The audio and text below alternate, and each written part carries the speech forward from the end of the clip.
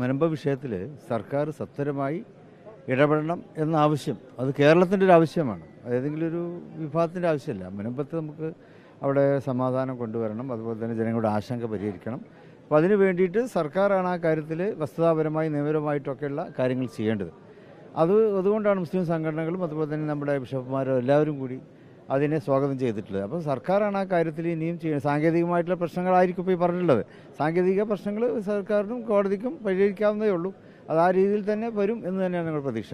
ഈ കമ്മീഷനിലൂടെ ഇതിനൊരു ശാശ്വതമായ പരിഹാരം ഉണ്ടാക്കാൻ കഴിയുമോ? അത് ഞാൻ പറഞ്ഞത്, ഇത് ഈ കമ്മീഷനിലൂടെ പരിഹാരം കാണണം എന്നുള്ളത് കൊണ്ടാണല്ലോ സർക്കാർ ഏൽപ്പിച്ചിട്ടുള്ളത്. അപ്പോൾ അതിൻ്റെ സാങ്കേതികമായിട്ട് ചില പ്രശ്നങ്ങൾ വന്നിട്ടുണ്ടാകും. അതിനെ പരിഹരിക്കാനും സർക്കാരിന് സാധിക്കും. ഓക്കെ.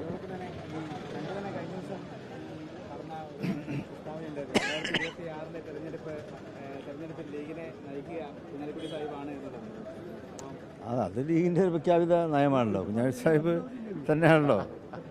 കുഞ്ഞാലി സാഹിബിന് ഞങ്ങളുടെ ക്യാപ്റ്റൻ ഇതാണ്. അദ്ദേഹം തന്നെ ആയിരിക്കും നയിക്കുക. No problem. അതെ അതെ അല്ലേ?